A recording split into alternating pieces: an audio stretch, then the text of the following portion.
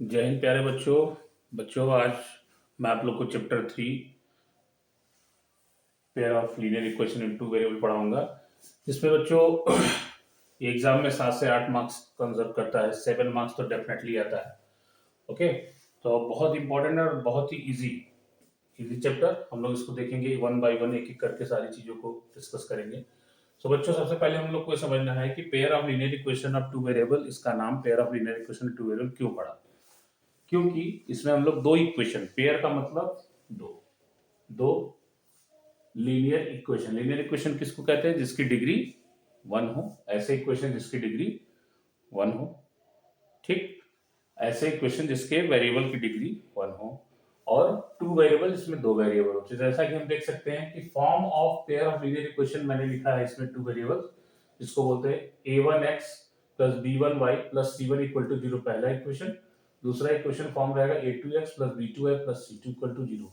तो बच्चों, इन दोनों में हमने यहाँ लिखा है a1 a2 b1 b2 and c1 c2 are the constant. ये दोनों तीनों कांस्टेंट है, ये छह के छह कांस्टेंट है, a1 a2 b1 b2 c1 c2। और एक्स वाई जिसमें दो वेरिएबल्स है, दो वेरिएबल एक्स वाई है, और दोनों वेरिएबल की डिग्री कितनी है? वन है। Just why this is the linear equation. Clear? अब हम लोग बच्चों इसको सॉल्व करेंगे। सॉल्व करने का तरीका क्या है? सॉल्व करने का तरीका, पहला मेथड है ग्राफिकल मेथड। ग्राफिकल मेथड में कोई ऐसा स्पेशल चीज नहीं है। जो हम लोग जैसे क्लास 9th में एक इक्वेशन को सॉल्व करके ग्राफ बनाते थे, वैसे सिंपली यहाँ पे हम लोग दो इक्वेशन को सॉल्व करके ग्राफ बनाएंगे, फिर ग्राफ से सोल्यूशन निकालेंगे। मैं वन बाय वन एक एक चीजों को डिस्कस करता हूँ बच्चों। First method is graphical method.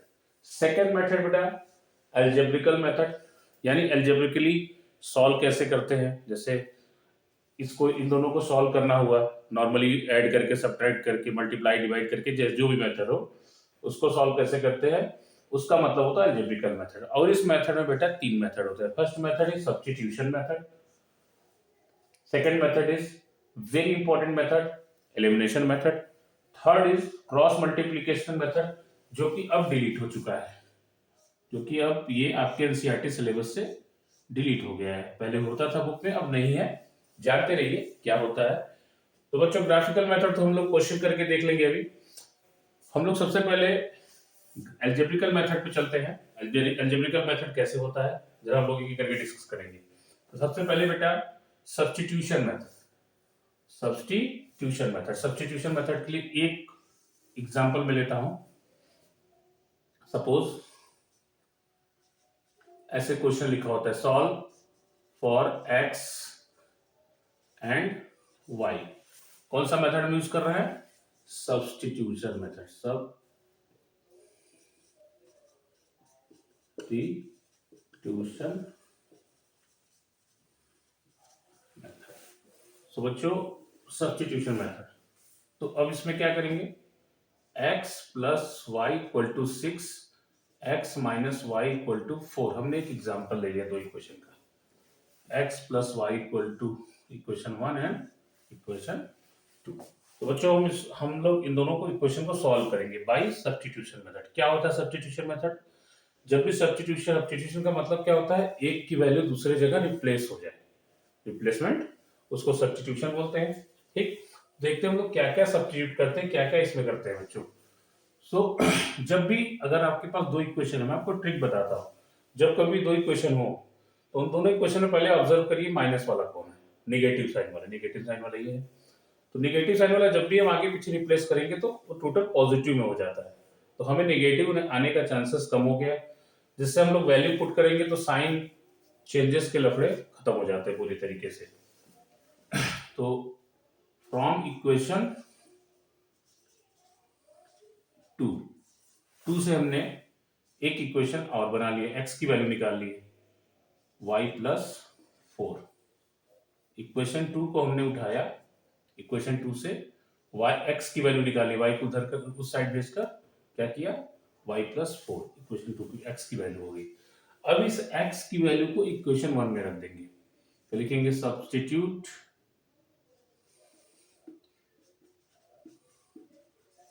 x equal to Y plus 4 in equation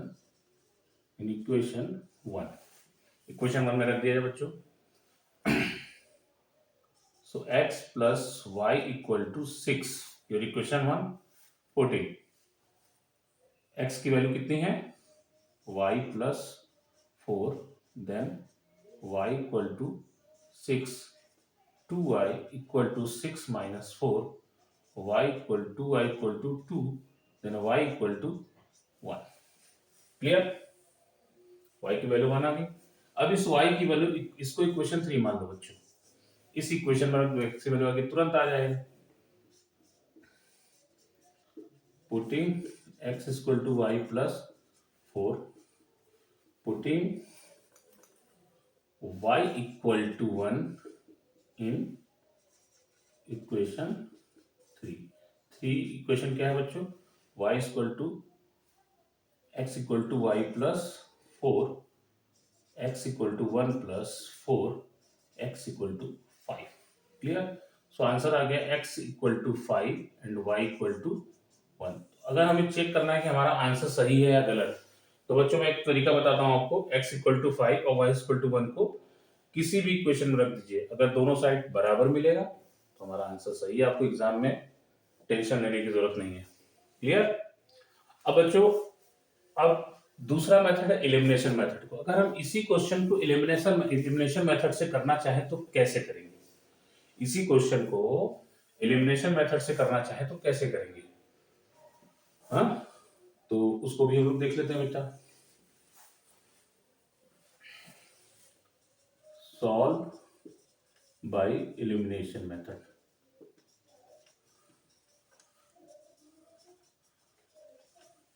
जैसा कि हम लोग जानते हैं बेटा, एलिमिनेशन वर्ड का मीनिंग क्या होता है। एलिमिनेशन वर्ड का मीनिंग ये होता है कि एक की वैल्यू दूसरे से एलिमिनेट हो, मतलब गायब हो जाए एक वैल्यू पूरी तरीके से। x plus Y equal to 6, x minus Y equal to 4। आपका इक्वेशन ये हो गया, दो इक्वेशन हुआ। अब इन दोनों इक्वेशन में मैं आपको एक तरीका बताता हूं, फिर वही तरीका, observe observe the variables where it is opposite sign. Opposite sign means this is plus, this is minus. जहां कभी भी आपको अपोजिट साइन मिलता है, जब कभी भी अपोजिट साइन मिलता है तो आप तुरंत उसको कैप्चर कर लीजिए। अगर सेम साइन है नो प्रॉब्लम, फिर हम लोग उसको दूसरे तरीके से करें। लेकिन अगर अपोजिट साइन है तो पहले उसको कैप्चर किए, अपोजिट साइन वाले वैल्यू को हम लोग गायब करने की कोशिश करेंगे। तो आपको पता ही है कि अपोजिट साइन वाला अगर वैल्यू गायब होता है तो इसका मतलब अगर हम इसको सब्ट्रैक्ट करेंगे इन दोनों इक्वेशन को, तब ये वाली वैल्यू गायब होगी। लेकिन अगर हम ऐड करेंगे तो ये वाली वैल्यू गायब होगी, क्योंकि अपोजिट साइन होने की वजह से एक फायदा हो जाता है कि हम इसको इक्वेशन को ऐड करते हैं, और जब इक्वेशन ऐड करते हैं तो साइन नहीं चेंज होती, और साइन नहीं चेंज होती तो थोड़ा रिस्क कम हो जाता है, रिस्क नहीं लेने का। हम इन दोनों इक्वेशन को ऐड कर देंगे, एडिंग बोथ इक्वेशन। जैसे ऐड करेंगे प्लस माइनस कैंसिल हो जाएगा बेटा। 2x equal to 10, x equal to 5, putting x equal to 5 in equation 1 में रख दीजिए। 5 plus Y equal to 6, Y equal to 6 minus 5, Y equal to 1, X equal to 5 and Y equal to 1। Same answer, different method, but so easy question बेटा। आप इसको कर सकते हैं, बहुत आसानी से कर सकते हैं। पहले मेथड, सबसे पहला काम होता है कॉन्सेप्ट को समझना। अब इस चैप्टर की सबसे खास बात मैं बता दूं, सबसे इंपॉर्टेंट बात, अगर आपको इक्वेशन सॉल्व करने नहीं आता तो आप वर्ड प्रॉब्लम भी नहीं कर पाएंगे और ये भी नहीं कर पाएंगे। सबसे पहले हम इक्वेशन सॉल्व करना सीखे, एनी मेथड। सब्स्टिट्यूशन मेथड आता है, उसको अच्छे से कर लो, एलिमिनेशन कर लो, क्रॉस तो डिलीट ही हो गया, इसको छोड़ दीजिए अभी। इन दोनों मेथड को अच्छे से माइंड में सेट करिए कैसे करते हैं। अब जैसे मैंने ही बताया तो एटलीस्ट 5 क्वेश्चन आप प्रैक्टिस करिए। इसको मैंने बताया, इसे 5 क्वेश्चन तुरंत प्रैक्टिस करिए, ऑटोमेटिकली आपको एलिमिनेशन मेथड, सब्स्टिट्यूशन मेथड दोनों समझ में आने लगे। अभी तो मैंने केवल मेथड बता रही हूँ, क्वेश्चन डिस्कस करेंगे सारे एक्सरसाइज के सारे क्वेश्चन को। ओके, क्लियर बेटा, नोट इट डाउन।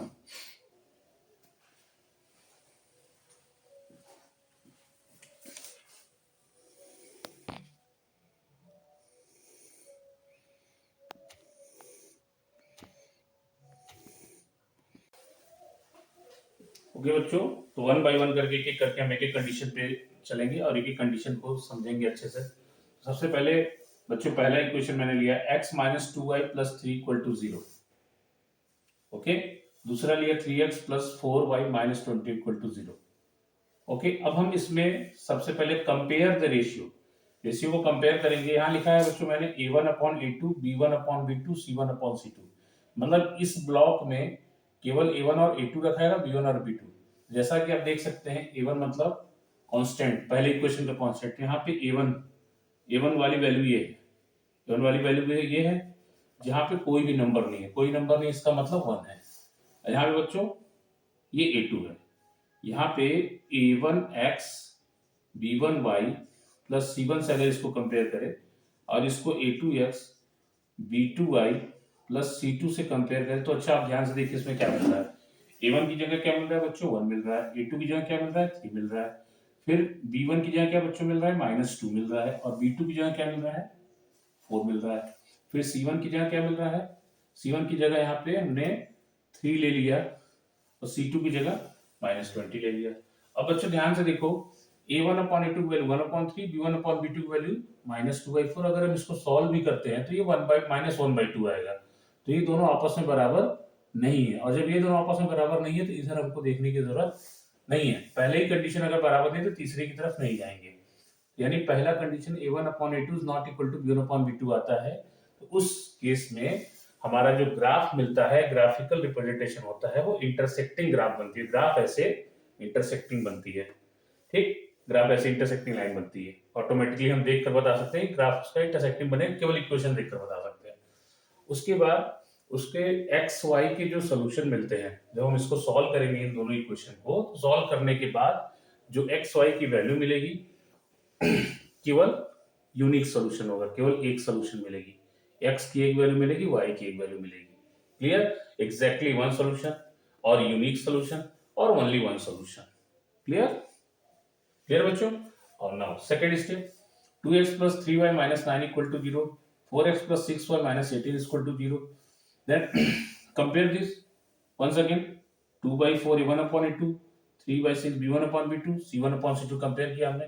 कंपेयर करने के बाद हम लोग देख रहे हैं बच्चों कि a1 upon a2 equal to, सभी एक दूसरे के बराबर है। इसको कट करेंगे तो सब सारे नंबर 1/2 आ रहे हैं, तो सब बराबर हो गए। और सब बराबर हो गए तो इस कंडीशन में जो हमारा ग्राफ मिलता है वो कॉन्सिडेंट लाइंस होता है। कॉन्सिडेंट का मतलब होता है कि दोनों ग्राफ आपस में एक दूसरे के ऊपर है।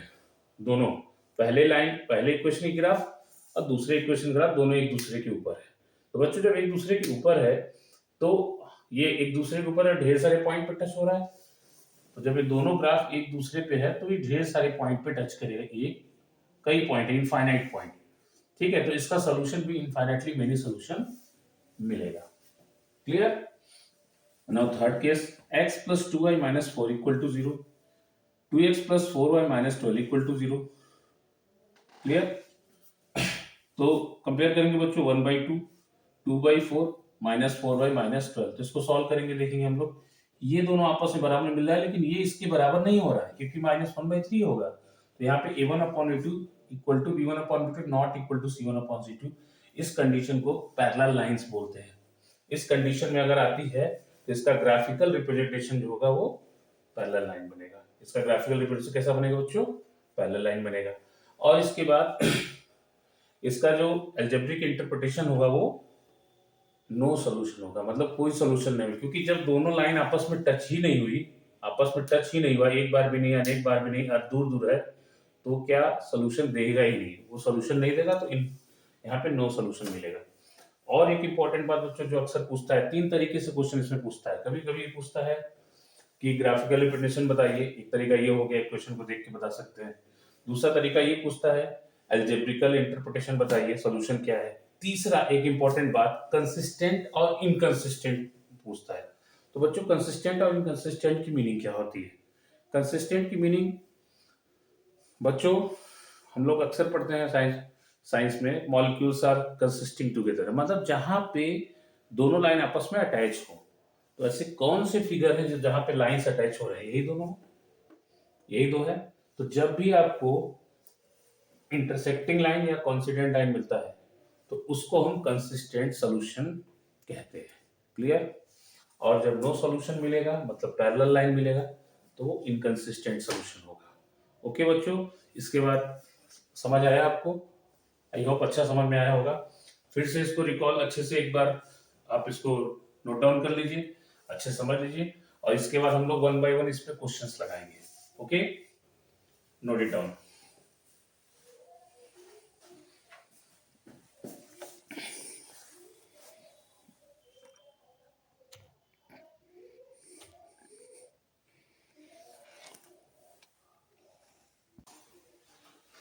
सो बच्चों, हम लोग एक्सरसाइज 2.1 के पहले क्वेश्चन पे चलेंगे। बच्चों, अब ग्राफिकल क्वेश्चन बहुत ही इंपॉर्टेंट हो चुका है। ग्राफिकल क्वेश्चन, ग्राफ से सॉल्व करने वाला क्वेश्चन जो एग्जाम में 3 नंबर आपके आने के चांसेस बढ़ गए हैं, और आना ही आना होता है। 3 नंबर का एक क्वेश्चन अक्सर आ रहा है, कई बार से आ रहा है, तो बहुत इंपॉर्टेंट क्वेश्चन है बच्चों। ग्राफ बनाने आपको आना ही चाहिए। ग्राफ बनाने अगर आपको नहीं आ रहा है तो कहीं ना कहीं आप प्रॉब्लम फेस कर सकते हैं। तो एक बार हम लोग इस क्वेश्चन से ग्राफ को बनाना सीखेंगे, लेकिन इसमें क्वेश्चन को पढ़िए क्या क्या दिया इसमें। Aftab tales his daughter 7 years ago, I was 7 times as old as you were were then also 3 years from now I shall be 3 times as old as you will be. Represent this situation algebraically and graphically. यानी पहले आपको equation बनाना है और फिर उसको graph पे plot graphical solution निकालना है, उसका ग्राफ पे रिप्रेजेंट करना है, और फिर आपको हम सॉल्यूशन निकालना भी बता देंगे कैसे सॉल्यूशन निकालना, क्योंकि अब एग्जाम में ऐसे क्वेश्चन आ रहे हैं कि सॉल्व ग्राफिकली, तो ग्राफ से ही हम उसको सॉल्व कर सकते हैं बच्चों। तो सबसे पहले हम लोग देखते हैं। तो इस क्वेश्चन को सॉल्व करने के लिए बच्चों हम लोग क्या करेंगे, हम दोनों की एज मानेंगे। तो पहले आफ्ताब की एज मान लेट Aftab Aftab present age equal to x year and his daughter is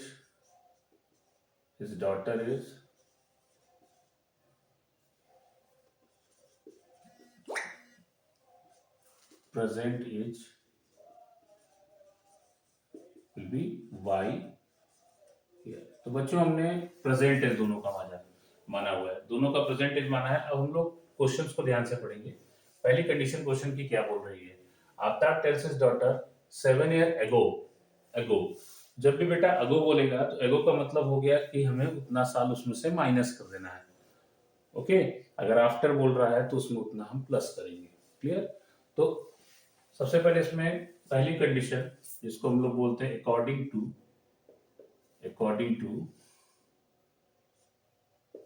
condition, according to question या कंडीशन फर्स्ट क्या कहता है बच्चों, अकॉर्डिंग टू कंडीशन फर्स्ट क्या कहता है, फर्स्ट पार्टी कह रहा है कि 7 year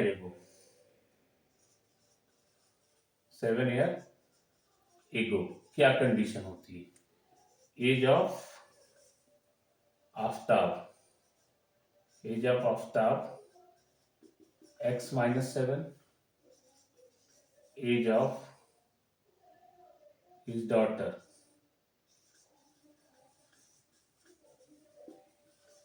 y-7। अब क्या घटना घटती है कि 7 साल पहले दोनों की edges 7 year ago I was 7 times as old as you, I was 7, मैं 7 गुना हो जाता हूं। ठीक है, मैं 7 गुना हो जाता हूं तुम्हारी एज का। क्लियर? वैसे भी याद कर लीजिए, एक ट्रिक मैं बता दे रहा हूं आपको, जब भी यंगर और ओल्डर आपको पता चला, यंग और बड़ा और छोटे वाली बात हो रही, तो हमेशा जो भी नंबर बढ़ाइएगा छोटे की तरफ मल्टीप्लाई कर दे। छोटा यहाँ पे कौन है, उसकी बेटी छोटी है आफ्ताब से। ठीक, अब हम लोग इक्वेशन बनाएंगे बच्चों, x-7 equal to 7y-49, x-7y equal to -49 plus 7, x-7y equal to -42। It's your first equation. This is your first equation. Okay. Now second condition क्या बोल रहा है, सेकेंड क्वेश्चन क्या बोल रहा है बेटा? सेकेंड कंडीशन क्वेश्चन में बोल रहा है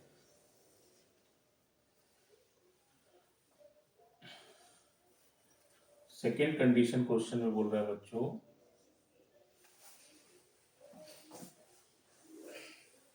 अकॉर्डिंग टू कंडीशन या question second, also 3 year from now, अब से 3 साल बाद, अब से 3 साल बाद, तो हम लोग लिख सकते हैं इसको आफ्टर 3 ईयर, 3 साल बाद क्या होती है? आफ्ताब एज क्या हो जाएगा? आफ्ताब एज हो जाएगा, आफ्ताब एज हो जाएगा x+3, डॉटर एज कितनी हो जाएगी? y+3, 3 ईयर फ्रॉम नाउ की बात होगी। अब बच्चों हम लोग क्या करेंगे, अब इसको दोनों की एज को कंडीशन में फिर यहां भी देखेंगे क्या हो रहा है। आई शैल बी 3 टाइम्स, फिर मैं तुम्हारी एज का 3 गुना हो जाता हूँ, means x+3 equal to 3 times y+3, x+3 equal to 3y+9, x-3y, 9-3, x-3y equal to 6, equation 2। अब बच्चों इसको सॉल्व करने के दो मेथड है, एक तो एल्जेब्रिकली मैंने इसको रिप्रेजेंट किया, ये केवल दोनों इक्वेशन रिप्रेजेंट हुआ है, क्या बोला? रिप्रेजेंट दिस सिचुएशन, केवल मैंने रिप्रेजेंट किया और इतना ही पूछा है। इसके बाद बोला है इसको ग्राफिकल रिप्रेजेंट करो, सॉल्यूशन की बात नहीं कर रहा। अगर ये सॉल्यूशन बोलता तो हम लोग कोई सब्स्टिट्यूशन या एलिमिनेशन मेथड लगा के इसको सॉल्व कर देते, लेकिन ऐसा नहीं बोला है, केवल रिप्रेजेंट करने को बोला है, तो बच्चों हमने रिप्रेजेंट कर दिया। अब हम लोग इसको ग्राफिकली रिप्रेजेंट करेंगे, तो ग्राफिकली रिप्रेजेंट करने के लिए भी हमको एल्जेब्रिकल ये इक्वेशन चाहिए, बिना इस इक्वेशन के हम लोग ग्राफिकल रिप्रेजेंट नहीं कर सकते। तो जगह थोड़ा कम है इसलिए मैं मैनेज करता हूँ इसको। तो बच्चों हम लोग इसके एल्जेब्रिकल पार्ट को देख चुके हैं। जैसे एल्जेब्रिकल पार्ट में देखें कि एल्जेब्रिकल सॉल्यूशन इसका क्या था बच्चों, 7 ईयर एगो और आफ्टर, ये दो इक्वेशन बनाए, इससे दोनों इक्वेशन बनाने के बाद हम इसको अलग से लिख देंगे एल्जेब्रिकल रिप्रेजेंटेशन। जब इसमें एक्स वाई की वैल्यू बेटा सॉल्व होती है, जब सुबह सॉल्व होता है किसी भी तरीके से, तो जो उसकी वैल्यू होती है एल्जेब्रिकल सॉल्यूशन कहलाती है। अभी ये रिप्रेजेंटेशन है। अब बेटा इसके बाद हम लोग ग्राफिकल की तरफ चलेंगे। थोड़ा मैंने काम एडवांस कर लिया है ताकि थोड़ा जल्दी हो जाए, लंबा वीडियो बन जाता है। x-7y=-42, पहले इस इक्वेशन को मैंने उठा लिया यहाँ से, फिर इस इक्वेशन को इधर y को 7y को उधर भेज दिया। इसके बाद हम x को भी उधर भेज सकते थे, लेकिन फिर फ्रैक्शन में ना आ जाता 7, इसलिए हम लोग ऐसा करें जो आसानी से हो जाए। तो अब y की वैल्यू एक एक करके रखेंगे। तो सबसे पहले मैंने y की वैल्यू 7 रख दी, y की वैल्यू 7 रख दी। जैसे y की वैल्यू 7 रख दी, 7 7 जा 49, 49 - 42 यानी 7, पहला आ गया, 7 7 आ गया। दूसरी वैल्यू y की वैल्यू 8 रख दिया, y की वैल्यू यहाँ पे 8 रखी, 8 7 जा 56, 56 - 14, 56 - 42, 14 आ गया दूसरी वैल्यू, 14 और 8 हो गया। तीसरी वैल्यू मैंने y की वैल्यू 6 रख दी, 6 7 जा 42 - 42, 0 आ गया, कोई बात नहीं। इसी तरीके से हमने y की वैल्यू को अलग कर दिया, उसी तरीके से हमने दूसरे इक्वेशन को लिया। दूसरे इक्वेशन में मैंने देखा x - 3y = 6 हमारा दूसरा इक्वेशन आया था। इस इक्वेशन को पहले वो 3y को उस साइड भेजा बेटा, फिर y की वैल्यू अपने मन से कोई वैल्यू रखते हैं, हमने y की वैल्यू 1 रखा, 1 रखा तो x की वैल्यू 9 आ गई। फिर y की वैल्यू मैंने 2 रखा तो x की वैल्यू 12 आ गई। फिर y की वैल्यू मैंने 0 रखा तो x की वैल्यू 6 आ गई। इस तरीके से हम लोग बॉक्स बना लेंगे बच्चों। बॉक्स बनाने के बाद, अब ये बॉक्स बनाने के बाद, ये बॉक्स बनाने के बाद इस बॉक्स को इसमें सॉल्व करेंगे, इसको पुट करेंगे एक एक करके। इस बॉक्स की सारी वैल्यू के एक्स वाई की वैल्यू को इक्वेशन बनाएंगे और ग्राफ बना के देखेंगे इसको हम लोग बेटा। तो पहले x की वैल्यू क्या होगी, पहला इक्वेशन, इस बॉक्स को देखते हैं हम, ठीक है। x की वैल्यू 7, x की वैल्यू 1 2 3 4 5 6 7, y की वैल्यू भी 7 है। तो बेटा इसको हम लोग जैसा कि पता है, इसको ऐसे ऐसे ऐसे करके dot dot dot dot dot dot करके इसको, जहां पे दोनों लाइन इंटरसेक्ट होती है, ये पहले पॉइंट हो गए 7,7 की। दूसरी पॉइंट 14,8, x पे 14 और y पे 8, इसको ऐसे हम लोग डॉट डॉट डॉट करके लेके चले जाएंगे। आप इसको ग्राफ पेपर में बनाइएगा, खूब सुंदर सा बनेगा, आपको पता भी चलेगा क्या हो रहा है। फिर x की वैल्यू 0 और y की वैल्यू 6, x की वैल्यू 0, y की वैल्यू 6 मीन्स यहाँ पे आ रहा है इक्वेशन। अब इसको मिला दो बेटा,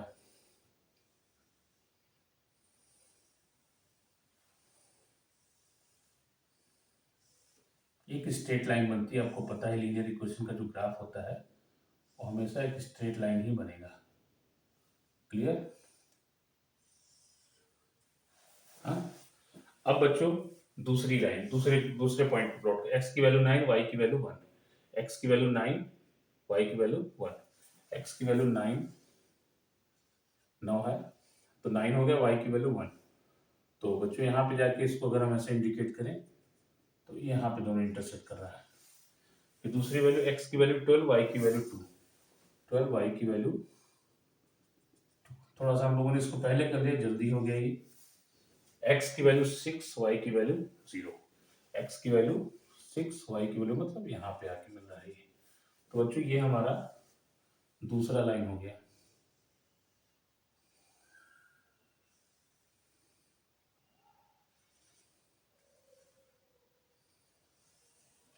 हाँ, अब बच्चों ये मन में ख्याल आ रहा होगा कि सर ये तो मिला ही नहीं, मिल रहा है कि नहीं मिल रहा है हमें कैसे पता चलेगा? तो हम लोगों ने भी सोल्यूशन पढ़ा, हम लोग उससे देखते हैं कि क्या ये कौन सा सोल्यूशन बन रहा है, ये ग्राफिकल का कौन सा कंडीशन बन रहा है।